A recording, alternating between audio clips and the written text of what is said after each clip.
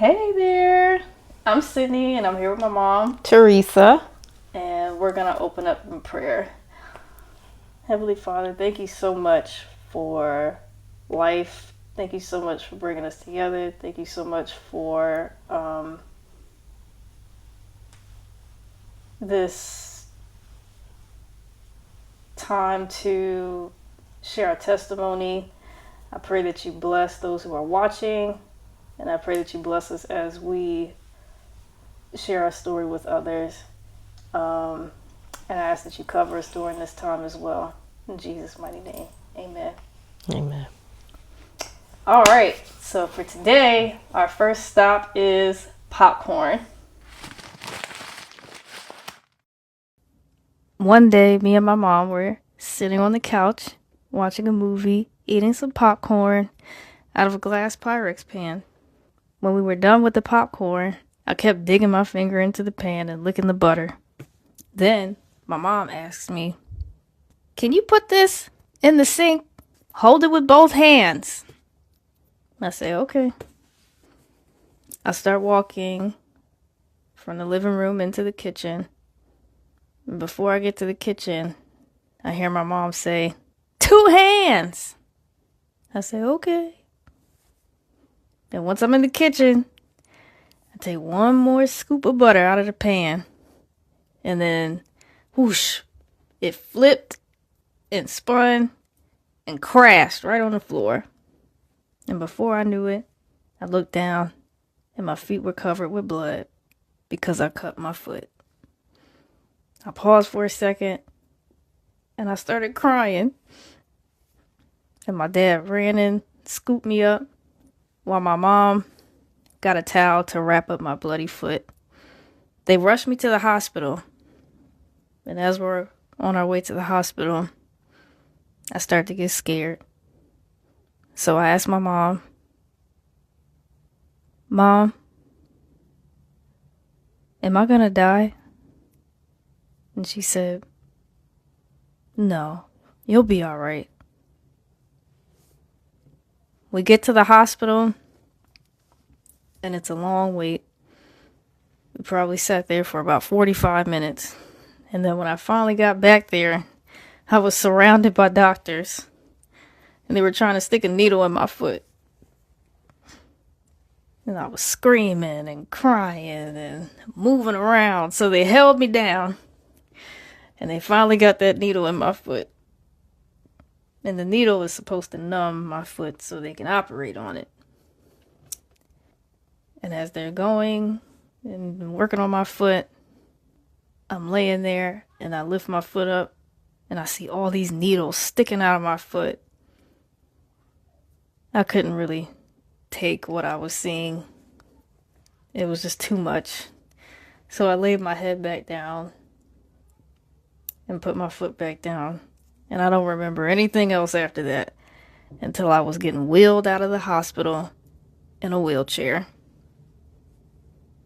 After a few weeks of healing, I got my stitches removed and I was left with a Nike check on my foot.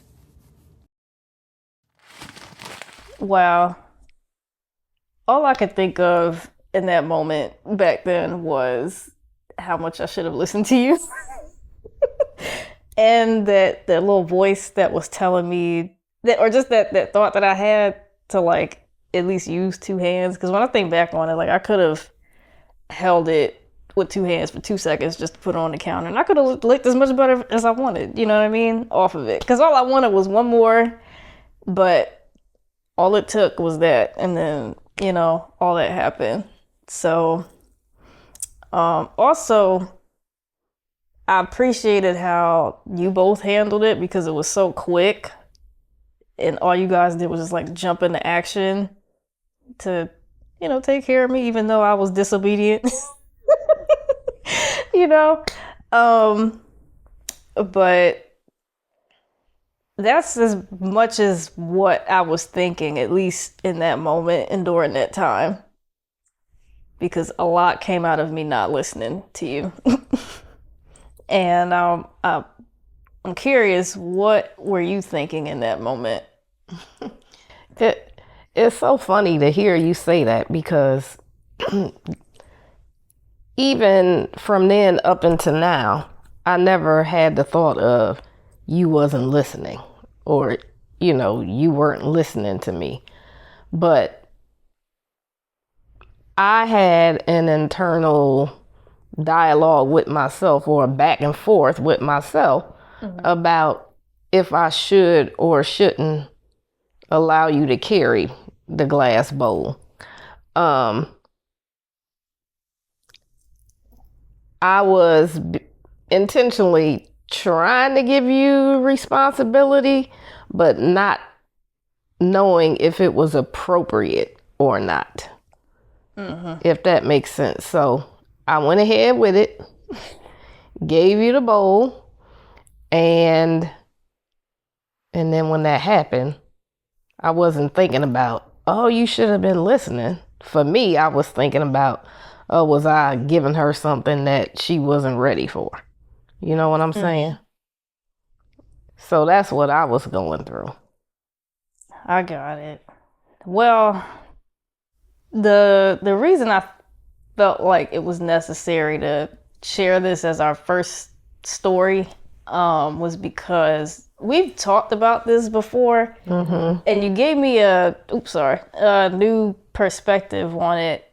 Just when you gave me your initial perspective on it, it kind of painted a picture for me as if like, okay, this is kind of like a foreshadowing as to how things have panned out over time, and the aspect of trust and stuff like that. Now, I was a kid, so I mean, whatever, but that's what I thought was significant, because I know when you initially told me your perspective, it was what you just said, and it sounded like you were just going in your own mind about whether you could trust me to be responsible with this direction of having this glass bowl or not. And I was a kid, so that was a sensible thing to think about. And the way I received it in my mind after the fact, and in some later reflections, I was like, that's very interesting, because it's as if like hearing that glass shatter was like some bit of that shattering, you know what I mean? At least that's how it felt to me. Because there's definitely been a theme since then that's popped up now and again on like, when should I be the one taking the lead on things, and when should I let her do that? And maybe as we go along in other stories, it could paint more of a picture, but it's one of those things where it made sense, where you like, she should be able to do this, but we'll just see, you know what I mean? Because I think you told me you had a moment where you were like, is she gonna be all right carrying this thing? And she's like, it's all right, she'll be all right. And then probably a couple seconds later, you hear the glass shatter. The glass shatter, but like you said, you just jumped into action. You just knew something was wrong. But so I don't want to overanalyze it, but that's why I thought it was significant to share it. Just in hindsight, thinking about maybe the string of events that's happened after that. It sounded like you were going to say something. Sorry. No, I think it's a good point. It could have been, I hadn't thought about it. It could have been made me a little more hyper vigilant, and, because the theme in our relationship that had caused some problems was the over protection, over involvement, or whatever. And I say it's funny because even now you were saying, oh, can I trust her with that? But it wasn't an assessment of you as an individual person. It was, in developmental stuff. Between the ages of this and this, everybody should be here. And my question was, I moving ahead of what should be. Is she even old enough to be Yeah, that's right. Not just you, but not you particular, but in general. But when we reflect on it, I can see how, that you may have taken it that way. Like, is this something appropriate for somebody her age? Correct. Okay. Correct. But I can see how you could,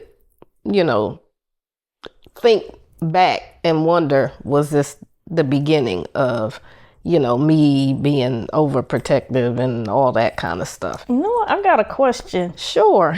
So, what do you think it would have been like if I didn't drop it? Good question. I probably wouldn't have. Good question. I would have said I wouldn't have questioned anymore. I just would have maybe given you another level of responsibility. And I'm thinking back to things that in my age group, what we were exposed to pretty early. So, like pulling up a chair to the stove and cooking at, maybe 6, 7 years old.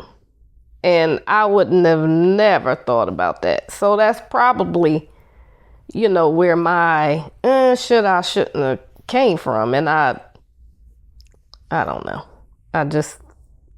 We were exposed to a lot that we... And you try to consider what's appropriate or not. Yeah. For me. Yeah, but that is a good question. If that hadn't happened, so that does speak a little bit to maybe it was the beginning of, me questioning what could be handled or what couldn't and what I should do to make sure everybody's safe. Yeah. You safe. I feel like there's, even if it's not conscious, there may be like a subconscious thing of like, okay, I can trust her to follow directions, or whatever. And it might not be like a sentence that comes up, but a security that feels like, okay, she can handle that or whatever. You know what I mean? If I follow, like how you were saying. So that's real interesting. That's a question that just popped up to ask, and I think that pretty much answers like what we were talking about. You know what I'm saying? But it's not entirely a fault. It's not. You know what I'm saying? There's two sides to it. I wasn't listening. You know what I mean? I was being a kid and not listening, and also not listening to probably God, because me having that thought right before I walked into the kitchen to just hold it with two hands, to me, it felt to me like in that moment I couldn't have no more. It's just like, well, I had enough to this point when, in all actuality, all I had to do was carry it to the counter, and I probably could have safely licked it just fine on the doggone counter, and I would have been fine, and I wouldn't have had a scar on my leg. I mean, my foot.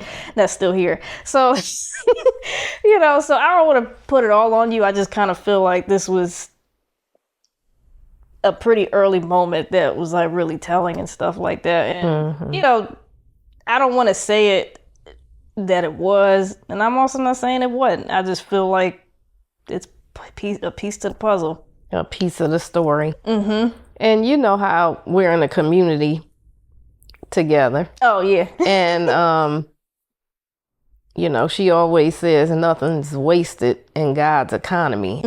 And that's what I feel like it is here. This is an example of how when we had a conversation about this, and when you bring it up, and every time we have a conversation about it, something else is revealed.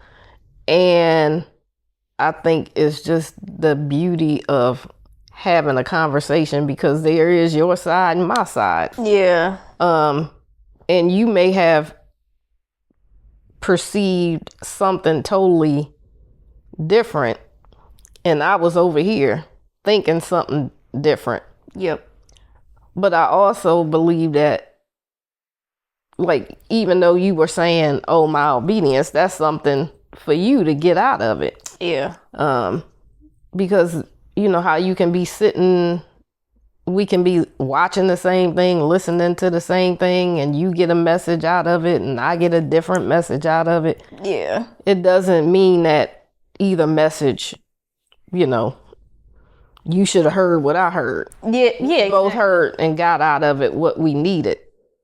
And so it's even in this reflection, you know, I'm getting out of it what I needed, what I need, even going forward, because, you know, you got a nephew and I got a grandson. So some of these things we get to relive and just, I don't know. It's just taking that reflection with me. Yeah. Yeah. I was just going to say the last time we talked about it, it was important to note that, like you said, sometimes when something happens, what you feel in that moment and other person feels in that moment, or what your intentions are and the other person's intentions are, could be different. And like you always say, two things can be true at the same time. You know, intentions can be this or that, and the outcome is still the outcome. You know what I mean? Right. So in this case, it was good talking to you through it, because even though I didn't feel any kind of way about this, I was just like, I shouldn't have been hard-headed. I should have just listened. You know, when I thought about it later in hindsight, like, you know, I'm like, okay, this feels like a piece to the puzzle, you know, another piece, you know what I mean? And knowing like what your intentions was or what you were thinking at the moment gave me an expanded view. And that was just really, really helpful. And even with that question that I asked, like, had it not happened that way, then what? You know, then it's just like, okay, that's even, you know, it's even more telling. It kind of feels like, okay, you know, it adds more to it. Just kind of what you could take away from that moment, you know what I mean? And just figuring it out, if you will, in the broader picture. You know what I mean? So yeah. So many things. As you were talking, I remembered something that did develop for me out of that situation. It was like a perfect day. It was a beautiful day. Outside, the weather was nice. I don't know what we had done earlier in that day, but it was just so nice. You know, we were sitting there watching a movie, eating popcorn, and it was a wonderful time. And then just like that, something happened. And so I think I was already prone to be a little worrier and anxious. And so just when everything's going so wonderfully, I stop and say, when something else gonna happen? Like it can just turn on a dime, and it made me more sensitive. So you're right. It probably was the precursor in a lot of ways to me being very vigilant, hyper vigilant. Yeah. Yep. I mean, dude. Say it was like a helicopter mom. Yeah, helicopter mom. I don't think that I was, but it became that way, I guess. I don't know. You said that to me, so I didn't know where the term came from. Well, this is our first episode. This wasn't planned, what I'm getting ready to say, but I do really appreciate, you know, you doing this. And I appreciate you getting to the place where you felt comfortable. I'm kind of getting to the end of our journey. Not the end, but, you know, later on when we started the healing process. Because prior to you speaking to me about how you felt a lot of ways, I would have rated myself pretty high on the mother parenting scale, and not really realizing how, no matter how good the intention, right, or what you feel the intention, that it could have had a different impact. And so through our journey, I have become more open to hearing and receiving feedback from you. And it just led to this kind of dialogue that we have. And it just brings so much more revelation. And I like how you phrase that, and I will be using it all the time, how it expanded your view. Yeah, things. Exactly. So I just want to thank you for that. Thanks, Mom. I'll give you a hug because I feel like it. I appreciate that. And, I also want to thank you for actually, like having dialogue with me anyway, even when the moments was hard, back then. Because, sometimes people don't want to hear it, they ain't trying to talk about it, and that's that. And then, sometimes it becomes a solo journey, and even that, God can, lead, folks through, even in that. I'm just glad in this case that, we able to do that. And, yeah. And I feel like I have more to say about it. I just, nope. And it's been a blessing, because I've been able to, or as I say, being on both sides of the mother-daughter conflict fence, right? Help other mothers in my age group to be able to take a step back and be open to hearing and listening. And even people that I run across your age, I'm able to share. I'm able to understand and share from, my perspective, possibly their mother's perspective. Yeah. So it's going beyond me and you, and it's a blessing. Well, thank God. Not that you didn't show your behind and come. I sure did.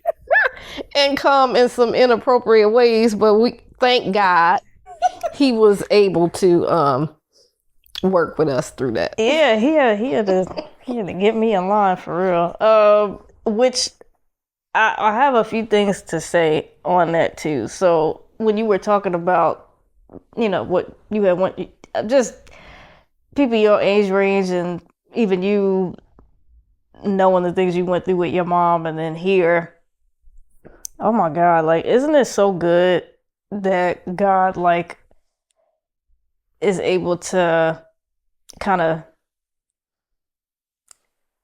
iron us out generation by generation, like smooth out the things that didn't, smooth out the wrinkles that just was not addressed before, or whatever. I don't know how you want to put it, but because when I think about you and your mom, and then me and you, and then me right here, because I don't have any kids right now, I want some. And shoot, even with my nephew, who reflects a lot of how I used to be, sometimes my patience be fitting. I'm like, dang, I can see why my parents was like that. But this, he was trying to get stuff done. But to me, I'm like, this is beautiful, because with that, I still, even with the things that we've had, I still believe that you were a great mom because of the fact that you were there, you were present, and you tried. You know what I mean? And we all, everybody winging it in some kind of way in life. You know what I mean? And there's so many great positives about you as a person to begin with. It's just, I know that there's been a compilation of things that's gotten to me. And I think back then you probably didn't realize how much, I guess, extensive freedom I might have needed in certain areas that probably could have, made it more smoother for us to get along and stuff. And then it lets me know I need to start having open dialogue with my kids whenever I have them. And you've never been one to shy away from talking to me about stuff. Sometimes I've just didn't want to talk about it out of fear of being misunderstood. So even then, just because I decided to try to be open with my kids, who knows how they're gonna react. But at best, if I lay the environment for them to feel open whenever they're ready to talk to me about things or whatever, then maybe that'll help. So this is kind of helping me in what I can do moving forward, whenever I had kids. Not like I'm gonna be perfect, but I'm gonna try. You know what I mean? And I think that might have been all I was going to say. Yeah. Awesome. Can I share one thing? Yeah. And I love that we're having this dialogue now. You know, in our where we are now as adult women. But I always share, and I feel led to that from a coach, Erica Bishop. She shares this thing that she did with her kids growing up called Amnesty Day. Oh. And I love that. And she would set aside a time with her children. I don't know how old they were, but I would say maybe, I really don't know, but young, maybe approaching their teen years, where she gave them an opportunity to speak freely, not respectfully, but freely about things that they didn't like.